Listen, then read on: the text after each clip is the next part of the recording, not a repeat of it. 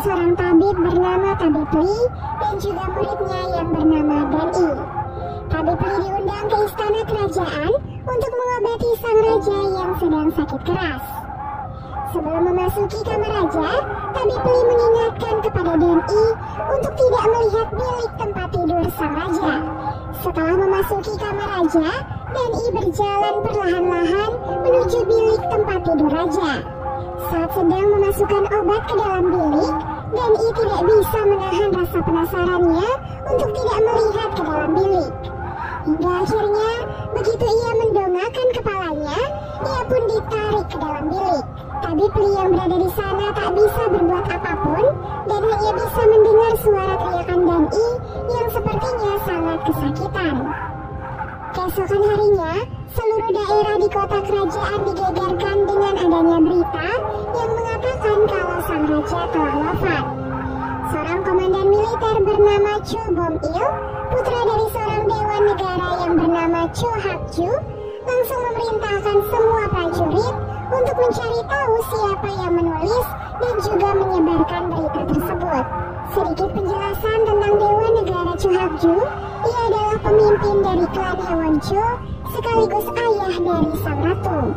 Jadi tak heran jika ia menduduki posisi yang cukup penting di kerajaan. Scene lalu beralih memperlihatkan seorang putra mahkota bernama Li Chang. Kabar kematian sang raja membuat Li Chang sangat khawatir, jadi ia pun memohon pada ratu agar diizinkan bertemu dengan sang raja. Namun, sang ratu ternyata tidak mengizinkan Li Chang bertemu sang raja dengan alasan ia tak ingin Li Chang tertular penyakit. Karena tidak terima dengan keputusan ratu, Li Chang pun kembali ke ruangannya dengan perasaan kesal. Ia kemudian memanggil pengawal pribadinya yang bernama Muyong dan memintanya untuk mencuri jurnal tabib kerajaan agar ia bisa tahu penyakit apa yang sebenarnya diderita oleh sang raja. Karena rasa penasaran yang tak kunjung hilang, Li Chang pun nekat pergi ke kediaman raja untuk melihat langsung apa yang sebenarnya terjadi. Sesampai di kediaman raja, Li Chang berhasil menghindari beberapa pengawal yang berjaga di sana. Namun betapa terkejutnya ia saat melihat bayangan sosok monster yang sangat mengerikan muncul dari dalam bilik sang raja.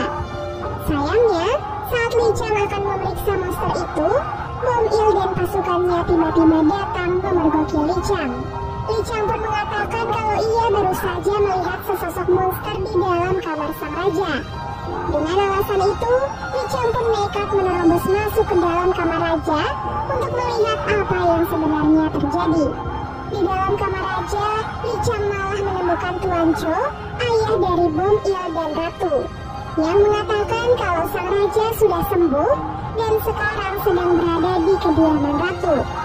Hal ini tentu saja menimbulkan kecurigaan karena Li Chang merasa kalau semua anggota klan Hewon-cho seperti sedang menyembunyikan keberadaan sang raja. Setelah kembali dari kediaman raja, Li Chang pun bertemu dengan Muyong di ruangannya. Di sana Muyong menyerahkan jurnal tabib kerajaan yang diinginkan oleh Li Chang. Setelah membaca jurnal tabib kerajaan, kecurigaan Li Chang pun semakin kuat. Pasalnya, jurnal tabib kerajaan harusnya berisi laporan terkini kondisi sang raja yang ditulis setiap hari. Namun laporan itu ternyata berakhir saat sang raja dinyatakan dalam kondisi kritis. Alhasil, untuk mendapatkan jawaban atas kecurigaan tersebut, Li Chang pun mengajak Muyong untuk pergi mencari tabib Li karena ia adalah tabib terakhir yang mengobati sang raja. Scene lalu beralih memperlihatkan desa Dongni. Di sana terdapat sebuah klinik bernama Klinik Johon yang dipimpin oleh tabib Li. Di sana ada seorang murid tabib Li bernama Sobi yang sedang mengobati orang-orang yang sakit. Salah satu pasien yang diobati oleh Sobi adalah seorang lelaki bernama Yoshin. Tak lama kemudian, tabib Li pun akhirnya tiba di klinik Johon. Sesampai di klinik, tabib Li langsung meminta Sobi dan semua muridnya untuk segera menyiapkan pemakaman. Saat memeriksa peti yang dibawa oleh tabib Li, mereka sangat terkejut melihat mayat Dani yang dipenuhi oleh luka seperti digigit oleh binatang buas. Di sisi lain, pemerintah kerajaan sedang mengadakan rapat yang dipimpin oleh Tuan Zhou. Mereka sedang membahas tentang berita kematian sang raja yang disebarkan oleh seorang oknum. Dalam rapat itu mereka pun sepakat untuk menetapkan putra mahkota sebagai tersangka. Dengan alasan karena ia pastinya ingin segera merebut tahta kerajaan sebelum anak sang ratu dilahirkan. Jadi putra mahkota sebenarnya bukanlah anak kandung ratu, karena ia adalah anak yang dilahirkan dari seorang selir. Jadi mereka pun berpendapat jika sang ratu melahirkan anak laki-laki, maka tahta kerajaan kemungkinan besar akan jatuh ke tangannya. Oleh sebab itulah mereka berpikir kalau putra mahkota telah menyebarkan berita palsu demi bisa mendapatkan tahta kerajaan. Karena merasa tindakan itu adalah bentuk pemberontakan pada sang raja, Tuan Zhou pun langsung memerintahkan Bom Il untuk menangkap putra mahkota di kediamannya. Sayangnya, Bom Il ternyata gagal menemukan putra mahkota karena putra mahkota tiba-tiba menghilang dari kerajaan. Sementara itu, Li Qiang dan Mu Yong ternyata sudah pergi dari kerajaan dan sedang dalam perjalanan untuk mencari tabib Li. Mereka berdua nekat melakukan perjalanan ratusan kilometer agar bisa menemukan tabib Li di desa Dongni. Tak butuh waktu lama, Tuan Zhou juga akhirnya mengetahui kepergian sang putra mahkota. Alhasil, ia pun langsung mengirim Bom Il dan juga beberapa pasukan untuk mengejar Li Qiang.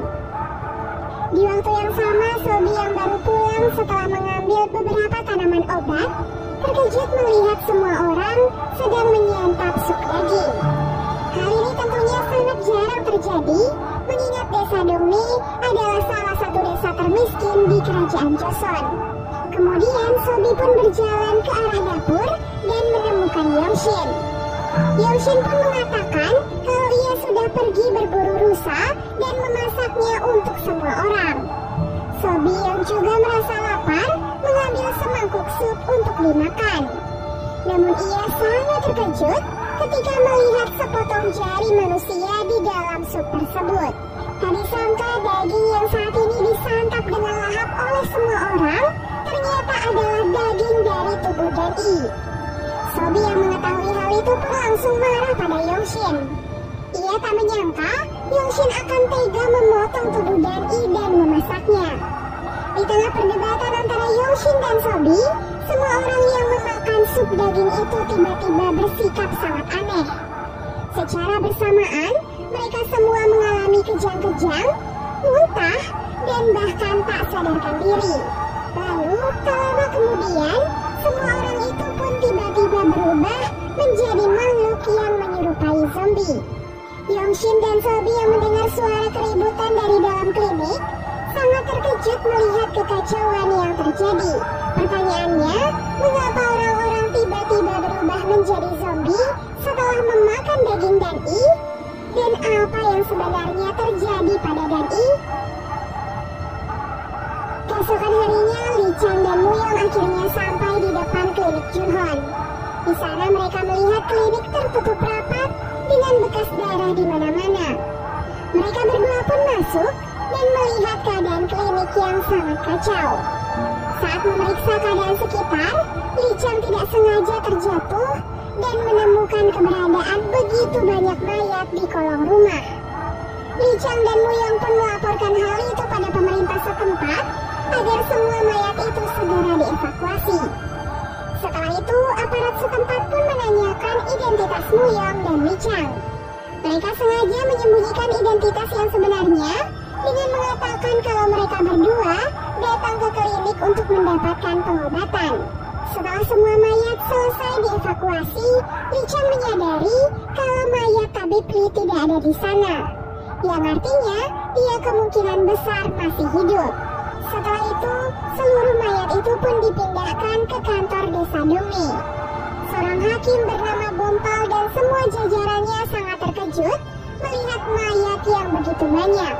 Sang kepala militer pun curiga kalau Yongxin adalah pelakunya, karena semalam ia mengaku melihat Yongxin mengambil banyak bambu untuk dipasang di depan klinik. Mengetahui kalau Tabipli kemungkinan masih hidup, Li Chang dan Wuyong pun mencoba mencari di sekitar klinik Junghon. Di sebuah pemukiman warga, mereka menemukan seseorang yang diketahui sering menyuplai tanaman obat untuk Tabipli. Orang itu berkata kalau baru-baru ini ia sempat menyuplai tanaman pembangkit dari lembah beku yang dipercaya bisa menghidupkan orang mati. Dengan informasi itu, Li Chang dan Wuyong pun langsung bergegas pergi ke lembah beku. Di lembah beku, mereka bertemu dengan Sobi yang sepertinya juga mencari tanaman pembangkit.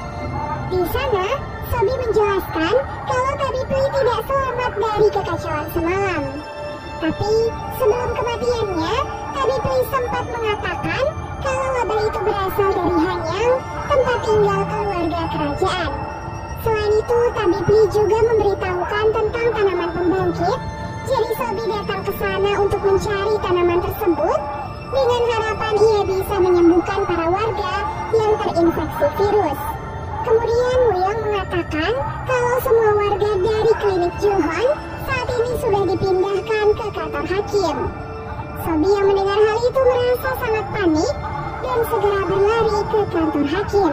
Li Chang pun memerintahkan Wuyong untuk mengantarkan Sobi, sementara ia sendiri akan kembali ke klinik untuk mengambil jurnal Tabipli. Sesampai di kantor hakim, Sobi melihat Yongxin sedang dihakimi atas tuduhan pembunuhan semua warga.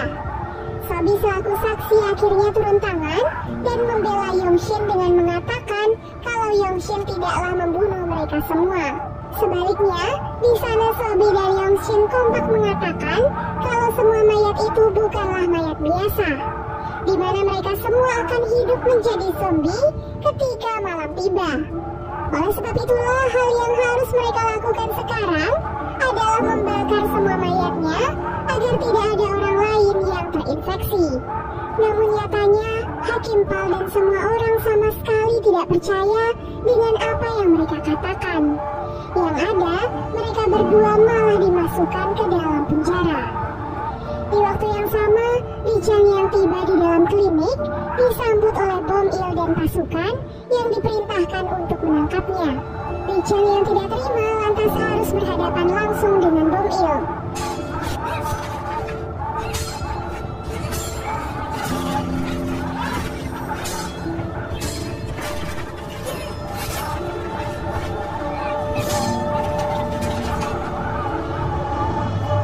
Di tengah perkelahian itu, perhatian mereka tiba-tiba teralihkan pada sebuah peti yang tiba-tiba bergerak. Dua pasukan Bom Il pun diperintahkan untuk memeriksa peti tersebut. Tak disangka, peti itu ternyata berisi zombie Tabipli yang langsung menggigit kedua pasukan Bom Il. Bom Il yang tidak tahu apapun juga akhirnya berakhir menjadi zombie. Ia pun mengejar Li Chang hingga Li Chang terpaksa memenggal kepalanya. Jadi dapat disimpulkan, untuk membunuh zombie itu, mereka harus menargetkan kepala si zombie. Semua kejadian ini ternyata berawal dari sang raja. Saat itu, Tuan Chu sengaja mengundang Tabipli ke istana kerajaan untuk menghidupkan sang raja yang sudah tewas. Tuan Chu berusaha menyembunyikan fakta tentang kematian sang raja sampai nanti sang ratu melahirkan. Karena jika sang raja meninggal saat ini, maka tahtanya akan otomatis jatuh ke putra mahkota, yaitu Li Chang. Dan Tuan Chu tidak menginginkan hal itu terjadi. Oleh sebab itu, ia pun menyuruh Tabipli untuk menghidupkan sang raja dengan menggunakan tanaman pembangkit. Namun, hal itu ternyata malah membuat sang raja berubah menjadi zombie. Jadi tak heran, para warga di Dongmi juga berakhir menjadi zombie setelah memakan daging Dan-i yang sebelumnya digigit oleh sang raja. Sesuai dengan apa yang dikatakan oleh Sobi dan Yongxin, semua mayat yang ada di kantor Hakim Pal pun kini berubah menjadi zombie. Semua mayat itu pun tiba-tiba bergerak dan mulai menginfeksi semua orang yang ada di sekitar mereka. Dalam waktu singkat, penyebaran virus itu pun semakin parah dengan sebagian besar warga sudah terinfeksi. Hakim Pal yang masih selamat segera berlari ke arah penjara dan menyuruh penjaga untuk membukakan penjara tersebut.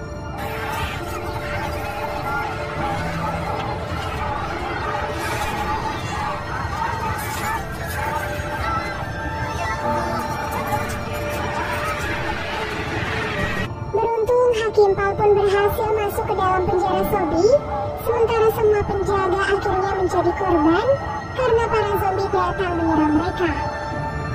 Sementara Yongxin yang berhasil kabur dari penjara mulai mengevakuasi beberapa warga untuk berlindung di tempat yang lebih tinggi.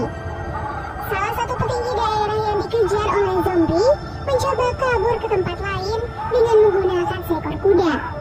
Tak disangka, tindakannya itu malah membuat beberapa zombie mengejarnya dan mulai menginfeksi para warga dari daerah yang lain. Tak heran dalam semalam, hampir seluruh pemukiman di desa Dongmei kini sudah hancur dan dipenuhi oleh zombie. Li Chang yang keluar dari klinik juga akhirnya dikejar oleh segerombolan zombie.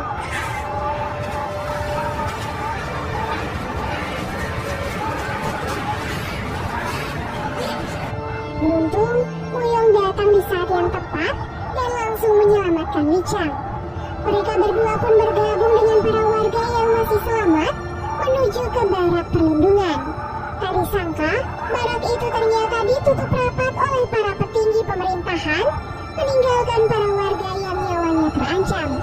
Bahkan para warga yang nekat memanjat barak tersebut juga langsung dibunuh oleh para pemerintah.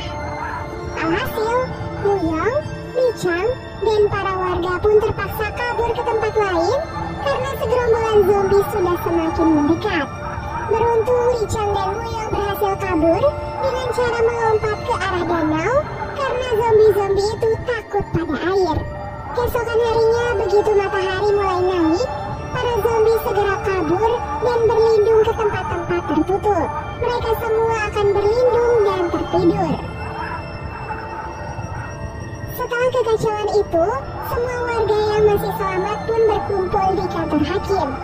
Yongxin mengatakan agar mereka segera mengumpulkan semua mayat dan membakar atau memenggal kepala mereka sebelum nantinya malam tiba. Namun usulan itu justru ditolak oleh para bangsawan karena di antara semua mayat terdapat beberapa anggota keluarga mereka. Di tengah perdebatan itu, Li Chang dan Muyong pun tiba di sana dan langsung menghajar si penasihat hakim. Ia marah besar karena apa yang sudah dilakukan oleh penasihat hakim di barak keamanan. Li Chang lalu melemparkan tanda pengenalnya yang membuat semua orang langsung tunduk. Mulai saat itu, Li Chang pun memimpin semuanya untuk menyelamatkan para warga sebelum malam tiba. Li Chang meminta semuanya mengumpulkan semua mayat agar bisa segera dibakar. Kemudian, ia juga meminta mereka untuk menyiapkan kapal yang cukup untuk memindahkan semua warga ke daerah seberang. Tak disangka, semua kapal ternyata rusak akibat kekacauan semalam dan hanya menyisakan satu kapal saja. Jadi si penasihat hakim pun berniat menggunakan kapal itu hanya untuk para bangsawan dan pemerintah saja, sementara rakyat biasa akan ditinggalkan begitu saja. Di sisi lain, Muyong datang melaporkan kalau ada mata-mata Tuan Cho yang sudah mengambil kepala bom Il. Hal itu tentu saja membuat Muyong khawatir kalau Tuan Cho akan mengirimkan pasukan yang lebih banyak untuk membunuh Li Chang. Mengetahui hal itu, Li Chang tidaklah gentar. Ia mengatakan dengan bukti jurnal tabib Li, ia bertekad akan membongkar semua kejahatan Tuan Cho. Namun, ia membutuhkan bantuan dari seseorang yang bernama Tuan Anjon dari kota Sangju.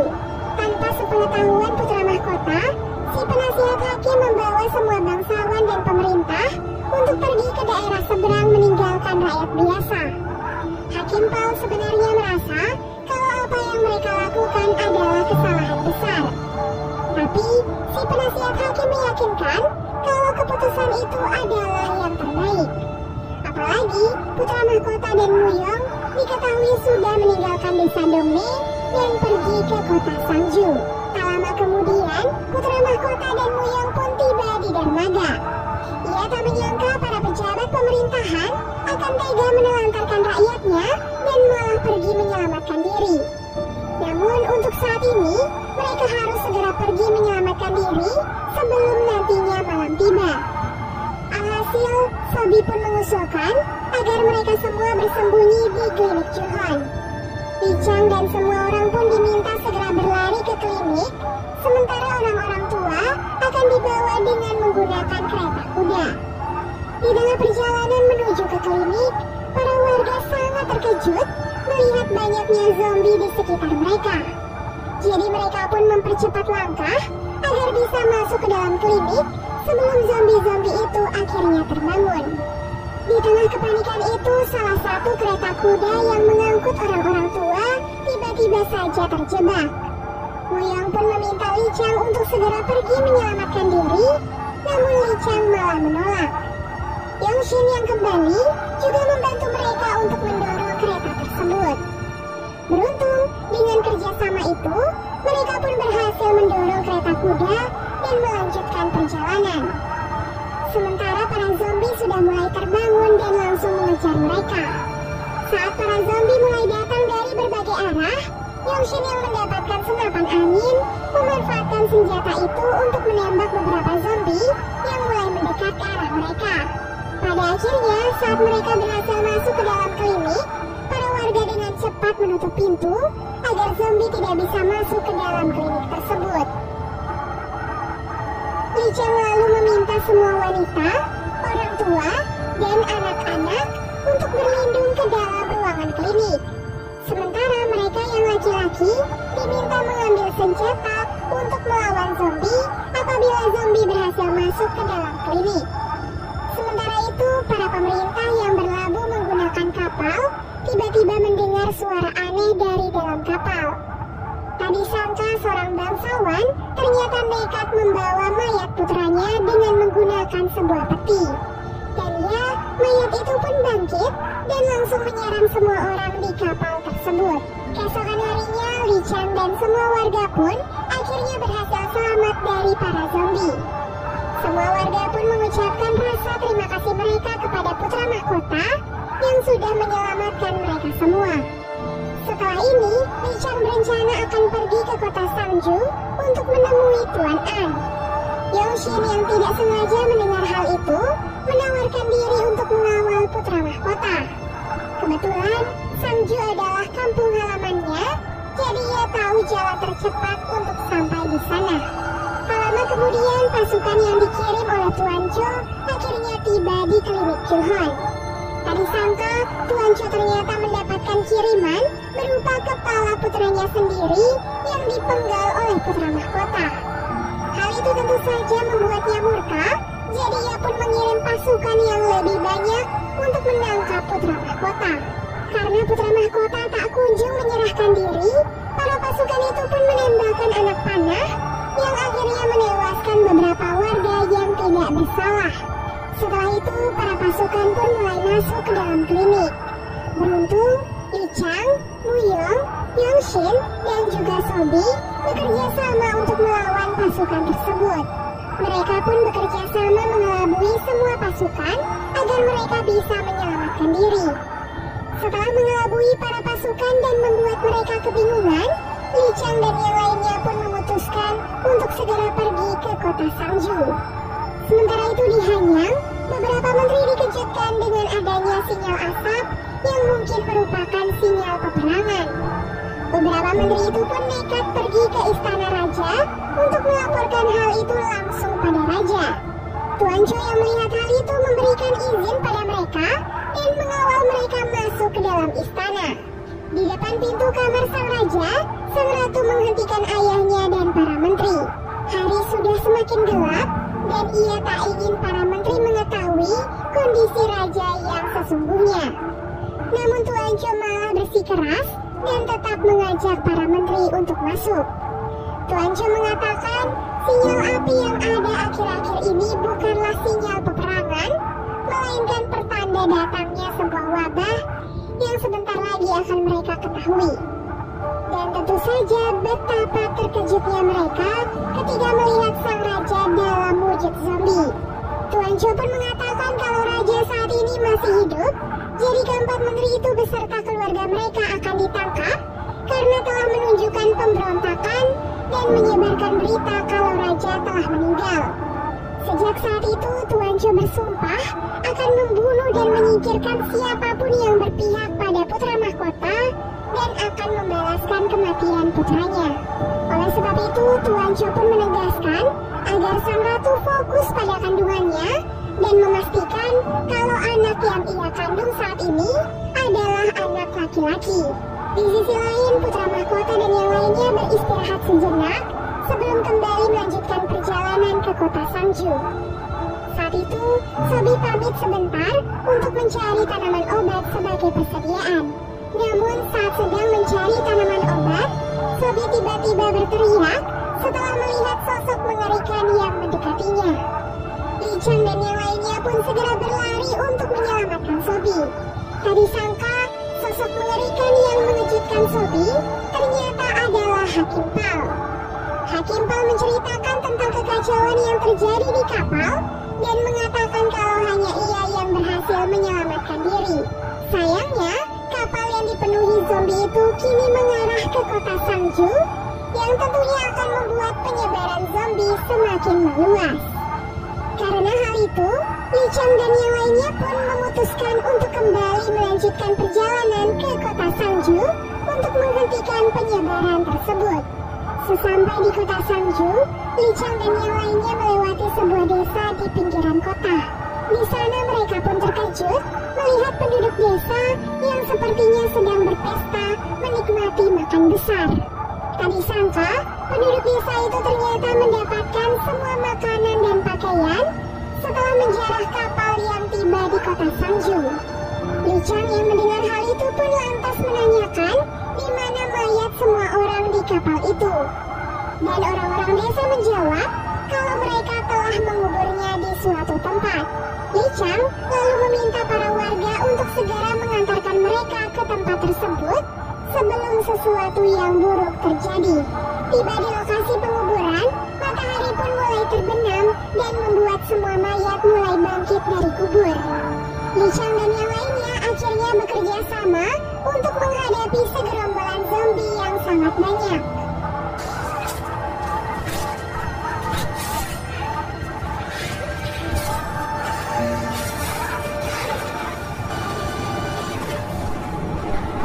Tak disangka, di tengah situasi yang terdesak, Li Chang dan yang lainnya mendapatkan bantuan dari seseorang yang sangat familiar. Siapa lagi kalau bukan Tuan An Hyun, guru putra mahkota sejak kecil. Di mana sejak kecil, Tuan An lah yang selalu berada di samping putra mahkota saat seluruh anggota kerajaan tidak menerima kehadirannya. Setelah itu, Li Chang dan rombongannya pun dibawa ke kantor pemerintahan kota Sangju. Di sana, Li Chang berbicara empat mata dengan Tuan An untuk melaporkan apa yang dilakukan oleh Tuan Cho. Selain itu, Li Chang juga meminta dukungan Tuan An untuk bersatu melawan klan Hewon Cho yang sudah merugikan banyak pihak. Sementara di luar, Sobi mendekati Muyong dan menyampaikan kecurigaannya pada Tuan An dan pasukannya. Dari kejadian sebelumnya, terlihat jelas kalau Tuan An seperti tidak terkejut dengan keberadaan para zombie. Dan bahkan, ia tahu betul bagaimana cara membunuh mereka. Hal ini tentunya cukup janggal karena keberadaan zombie sendiri baru saja tiba di kota tersebut. Keesokan harinya, pemerintah daerah mendapatkan surat yang berisi kalau pasukan Hanyang sedang dalam perjalanan untuk menangkap putra mahkota. Hal ini tentunya menimbulkan kepanikan di pihak mereka karena mereka tak ingin adanya kekacauan hanya karena perseteruan antara anggota kerajaan. Sementara itu di istana kerajaan, Tuan Cho mengumpulkan semua menteri untuk mengumumkan tentang wabah zombie yang sedang menyebar. Ia pun menugaskan semua pasukan untuk bersiap memerangi wabah tersebut. Semua pasukan pun dikerahkan mengelilingi setiap daerah guna menanggulangi penyebaran virus. Tak lama kemudian pasukan pun tiba di kota Sangju. Para pasukan memaksa masuk dan langsung mengkarantina kota Sangju dengan alasan untuk menghentikan penyebaran virus zombie. Padahal hal itu dilakukan semata-mata agar ruang lingkup gerak putra mahkota dijaga dengan ketat.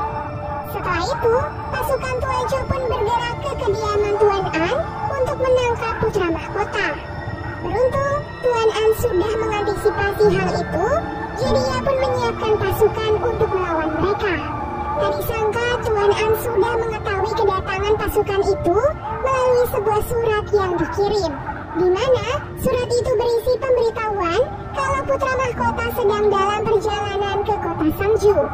Yang berarti di antara orang-orang yang ada di sekitar putra mahkota ada satu orang mata-mata Tuan Cho.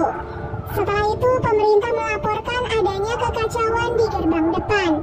Di sana, rakyat biasa meminta izin untuk dibiarkan mengungsi di dalam gerbang.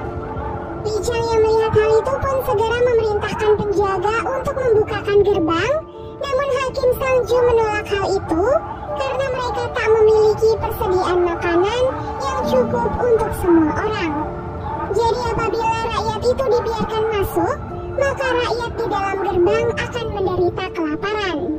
Karena hal itu Li Chang pun marah dan langsung memecat Hakim Sangju. Alhasil, semua rakyat itu pun diizinkan masuk ke dalam gerbang. Setelah semua rakyat masuk ke dalam gerbang, Li Chang pun memimpin semuanya untuk bergotong royong membuat senjata untuk menghadapi zombie. Mereka pun bekerja sama membuat jebakan di pintu masuk agar zombie tidak bisa melewatinya.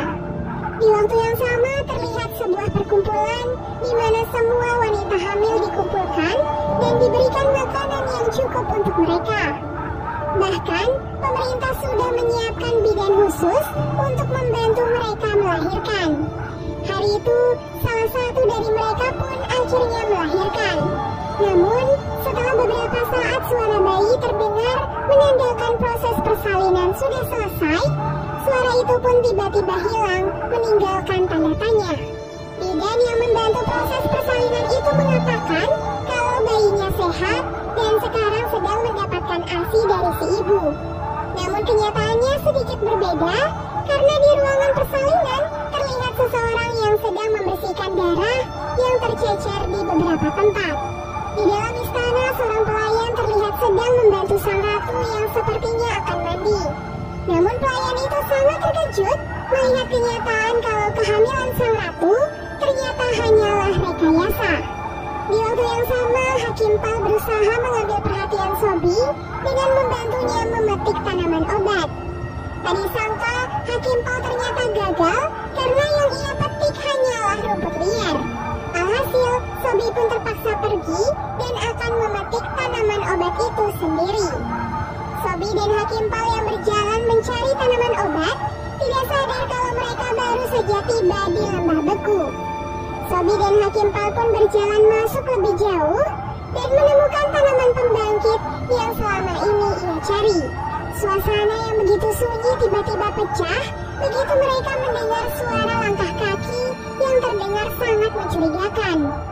Sobi dan Hakim Pal pun terkejut karena langkah kaki itu ternyata berasal dari seorang zombie. Namun, fakta yang lebih mengejutkan adalah zombie itu bergerak ketika siang hari. Hal itu pun membuat Sobi menarik kesimpulan kalau zombie-zombie itu bangkit bukan karena matahari tenggelam, melainkan karena faktor suhu dan udara, di mana suhu dingin akan membuat mereka bangkit kembali. Hal itu juga terjadi pada Li Chang dan pasukannya. Mereka terkejut melihat kedatangan segerombolan zombie di pagi hari.